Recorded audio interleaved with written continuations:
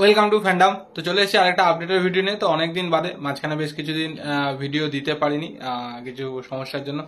তো আবার আপডেটের ভিডিও নিয়ে এসেছি। তো অনেক কিছু আপডেট রয়েছে, সেগুলো তো অবশ্যই দেবো, কিন্তু তার আগে যারা এখনো অব্দি চ্যানেলটা সাবস্ক্রাইব করেনি তো অবশ্যই কিন্তু সাবস্ক্রাইব করে দিও, তার সাথে বেল আইকনটাও কিন্তু ক্লিক করে দিও রেগুলার নোটিফিকেশন পাওয়ার জন্য। আর আমাদের ফেসবুক এবং ইনস্টাগ্রাম পেজটাও ফলো করো, ওখানে কিন্তু সব আপডেট আমরা পোস্ট করি। তো প্রথমে যেই আপডেটটা দেবো সেটা হচ্ছে একটা টুর্নামেন্টের আপডেট। তো সেই টুর্নামেন্টটা অর্গানাইজড করছে কিছুজন মিলে। সেই টুর্নামেন্টটা শুধুমাত্র রেফারি, টিম ওনার এবং ইউটিউবারদের জন্য, যারা ফুটবল কন্টেন্ট ক্রিয়েটার তাদের জন্য। তো স্ক্রিনে তোমরা ডিটেলসটা দেখে নাও। তো যারা যারা পার্টিসিপেট করতে চাও অবশ্যই কিন্তু যোগাযোগ করে নিও। আর এই টুর্নামেন্টটা হবে আমাদের দমদমের যে জয়পুরের যেই টার্ফের মাঠ রয়েছে, তো সেইখানে কিন্তু হবে। টুর্নামেন্টটা হবে 7ই আগস্ট। তো যারা যারা পার্টিসিপেট করতে চাও অবশ্যই যোগাযোগ করে নিও। তো এবার আসি বাকি আপডেটগুলোতে। তো তার মধ্যে বলি, রিসেন্টলি কিন্তু sub junior national football championship শুরু হতে চলেছে। তো সেটা টায়ার 1-এর গ্রুপ গুলো আমি একটু বলে দিচ্ছি। তো তার মধ্যে group A, B, C, D তো অবশ্যই ভাগ হয়েছে, এবং গ্রুপ সিতে কিন্তু আছে ওয়েস্ট বেঙ্গল, তার সাথে রয়েছে মহারাষ্ট্র, ওড়িশা এবং হরিয়ানা। এছাড়া junior boys national football championship, যেটা বিসি রয় ট্রফি, ডক্টর বিসি রয় ট্রফি নামে পরিচিত, সেটারও কিন্তু গ্রুপ ডিস্ট্রিবিউট হয়ে গেছে। এবং সেই গ্রুপের গ্রুপ বিতে কিন্তু রয়েছে বেঙ্গল, যেখানে গ্রুপ বিতে রয়েছে ওয়েস্ট বেঙ্গল, কেরালা, মেঘালয়, তামিলনাড়ু। যথেষ্ট টাফ কিন্তু জুনিয়র বয়েজের গ্রুপটা। এবং তার সাথে আরও একটা আপডেট দিই, সেটা হচ্ছে আন্ডার-20 ওমেন্স টিমের কিন্তু ফ্রেন্ডলি ম্যাচ চলছিল। তো সেই ম্যাচটা কিন্তু গতবার ছিল, এবং সেটাতে কিন্তু ইন্ডিয়ান আন্ডার-20 ওমেন্স টিম কিন্তু ড্র করেছে। তো এগুলো তো মোটামুটি অল ওভার ইন্ডিয়ার আপডেট ছিল। এবং তার সাথে বলে দিই ইন্ডিয়ান ন্যাশনাল টিমের কোচের কথায়। তো ইন্ডিয়ান ন্যাশনাল টিমের কোচের জন্য তো অ্যাপ্লিকেশন জমা দেওয়া, মানে অনেকেই জমা করেছে শুনে, যেরকম অ্যান্টনিও লোপেজ হাভাস কিন্তু অ্যাপ্লাই করেছে। এবং তার সাথে যেটা ইন্ডিয়ান কোচেদের মধ্যে যার নাম শোনা আছে, সেটা হচ্ছে খালিদ জামিলও কিন্তু অ্যাপ্লাই করেছে, এরকমই কিন্তু খবর রয়েছে। তো দেখা যাক কে আলটিমেটলি ইন্ডিয়ান ন্যাশনাল টিমের কোচে, কোনো ভারতীয় হয় না কোনো বিদেশি হয়, আগের মতোই। তো সেটাই হচ্ছে দেখার। এবং তার সাথে আরো একটা আপডেট দিই, সেটা হচ্ছে গথিয়া কাপ। তো গথিয়া কাপে মিনার্ভা একাডেমি কিন্তু পার্টিসিপেট করছে। তো সেই মিনার্ভা একাডেমি গ্রুপ 12-এ রয়েছে, যেটাতে মিনার্ভা একাডেমি রয়েছে। এবং সেখানে কিন্তু আজকে মিনার্ভার একটা খেলা ছিল, এবং সেই খেলাটায় মিনার্ভা কিন্তু 7-1 গোলে জয়লাভ করেছে। এবং এবার আসি কলকাতা লিগের কথায়। তো কলকাতা লিগ তো অলরেডি চলছে, এবং গতকালকে কলকাতা লিগের কিন্তু বেশ কিছু ম্যাচ ছিল। তো সেইগুলোর একটু আপডেট দিই। সেটা হচ্ছে খিদিরপুর ভার্সেস পিয়ারলেস 1-1 গোলে ড্র হয়েছে। ডায়মন্ড হারবার 1-0 গোলে এরিয়ানকে হারিয়েছে। এবং সাবধান সমিতি versus United Kolkata sports club, তারা কিন্তু হাড্ডাহাড্ডি একটা ম্যাচ হয়েছে। 4-3 গোলে কিন্তু ইউনাইটেড কলকাতা স্পোর্টস ক্লাব জিতেছে। তো এগুলো তো ছিল মোটামুটি যা যা আপডেট সেগুলো আমার কাছে, সেগুলো তো তোমাদের সাথে বলেই দিলাম।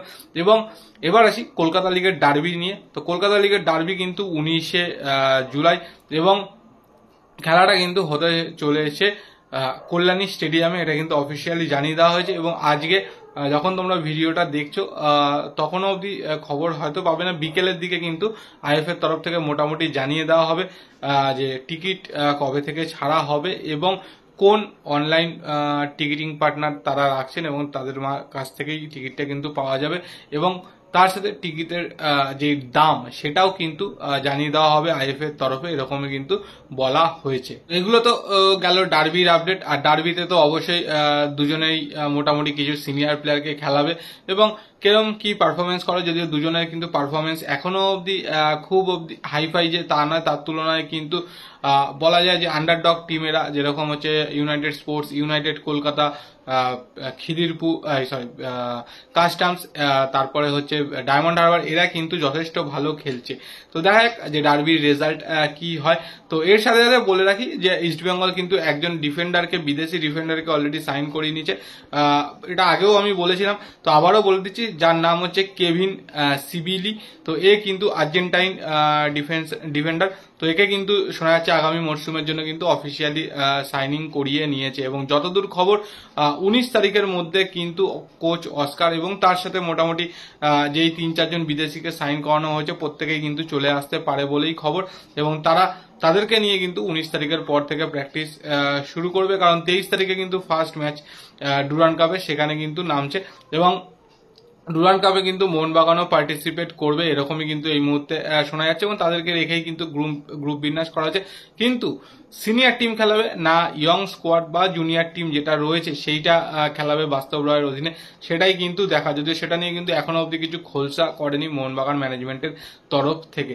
তো যাই হোক, মোটামুটি এইগুলোই তো আপডেট ছিল, এবং বেশ কিছু প্লেয়ারের সাথে কিন্তু সম্পর্কও ছিন্ন করে দিয়েছে ইস্টবেঙ্গল, যেটা তার মধ্যে একজন কিন্তু নিশু কুমারের সাথে কিন্তু সম্পর্ক ছিন্ন করে দিয়েছে। কিন্তু গুরসিমরাত সিং গিলকে নিয়ে অনেকেই হয়তো যে ও আবার কোথা থেকে এলো, তো গুরসিমরাতের সাথে কিন্তু বেশ কয়েক বছরের কন্ট্রাক্ট ছিল, তো ওকে লোনে পাঠানো হয়েছিল, তো ওর লোন পিরিয়ড শেষ হয়ে গেছে, তাই জন্য কিন্তু আবার ওকে টিমে ফিরিয়ে আনা হয়েছে। তো এগুলোই মোটামুটি ইস্টবেঙ্গল রিলেটেড খবর আপাতত। মোহনবাগান নিয়ে সেরকম কোনো খবর কিন্তু আপাতত নেই। আর আরেকটা কথা যেটা হচ্ছে, সন্দীপ নন্দীকেও তোমরা দেখেছো ইস্টবেঙ্গলের প্র্যাকটিসে অলরেডি যোগদান করে নিয়েছে গোলকিপার কোচ হিসাবে, সেটাও আগেই তোমাদের জানিয়ে দিয়েছিলাম। তো মোহনবাগান সিনিয়র টিম মোটামুটি যতদূর খবর রয়েছে তারা কিন্তু মোটামুটি জুলাইয়ের লাস্টে বা আগস্টের ফার্স্ট উইক থেকে কিন্তু প্র্যাকটিস শুরু করবে।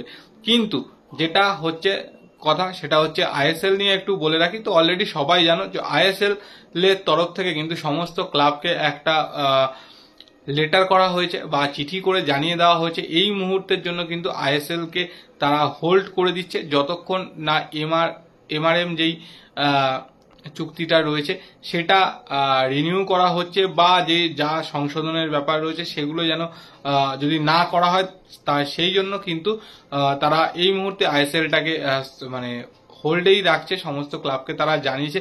তো যেহেতু এই মাসে হাইকোর্টের সুপ্রিম কোর্টের একটা অর্ডার রয়েছে এবং সেটার উপরে অনেক কিছু ডিপেন্ড করছে, তো সেইগুলোর ওপরেই কিন্তু বেস করে তার পরবর্তী কি পদক্ষেপ হবে সেটা কিন্তু এফএসডিএল এর তরফ থেকে জানানো হবে। যদি সেখানে কনস্টিটিউশনাল কিছু চেঞ্জেস আসে এআইএফএফ এর, বা যদি গভর্নিং বডিতে কিছু চেঞ্জেস হয়, তারপরেই কিন্তু সেটা জানা যাবে যে এফএসডিএল এর সাথে এআইএফএফ এর কি হচ্ছে বা কিভাবে তারা পরবর্তীকালে পথ চলবে। কিন্তু আমার যা ধারণা, আইএসএল অবশ্যই হবে, হয়তো সেপ্টেম্বরে শুরু হওয়ার কথা সেটা হয়তো অক্টোবরে গিয়ে শুরু হতে পারে, বা ম্যাক্স টু ম্যাক্স নভেম্বর হতে পারে, কিন্তু আইএসএল হবেই। এবং আইএফ এর এই মুহূর্তে আমার যতদূর মানে ক্ষমতা বা অবস্থা, তাহলে তারা মানে ইন্ডিপেন্ডেন্টলি দেশের সেরা লিগকে বা টপ মোস্ট লিগকে চালাতে পারবে কিনা সেটাই হচ্ছে দেখার। তো যাই হোক, আইএসএল হবে এইটুকুনি বলে রাখলাম, বাকিটা তো অবশ্যই সময়ের সাথে সাথে জানা যাবে। তো দেখা যাক কি হয়। তো এগুলোই মোটামুটি আপডেট ছিল। আর একটা যেটা বলে রাখি, মোহামেডানকে কিন্তু ব্যান করা হয়েছে, তো 2-3 জন প্লেয়ারের বকেয়া না মেটানোর জন্য। তো মোহামেডানের কিন্তু এই মুহূর্তে ন্যাশনাল ব্যান রয়েছে, তারা কিন্তু এই মুহূর্তে নতুন কোনো প্লেয়ারকে সাইন করাতে পারবে না, এবং মোহামেডান কবে সেই তাদের প্রাপ্য টাকা দেবে এবং তারপরে ব্যানটা উঠবে সেটাই হচ্ছে দেখা। তো যতক্ষণ না উঠছে ততক্ষণ তো কিছু করার নেই। তো যাই হোক, যা যা আপডেট ছিল অনেকদিন বাদে ভিডিও বানালাম, তো তোমাদের সাথে শেয়ার করে দিচ্ছি। তোমাদের যা বক্তব্য অবশ্যই কিন্তু কমেন্ট সেকশনে কমেন্ট করে জানে, আর ভিডিওটা ভালো লাগলে লাইক শেয়ার তো অবশ্যই করবে। তো চলো, আজকের মতো টাটা।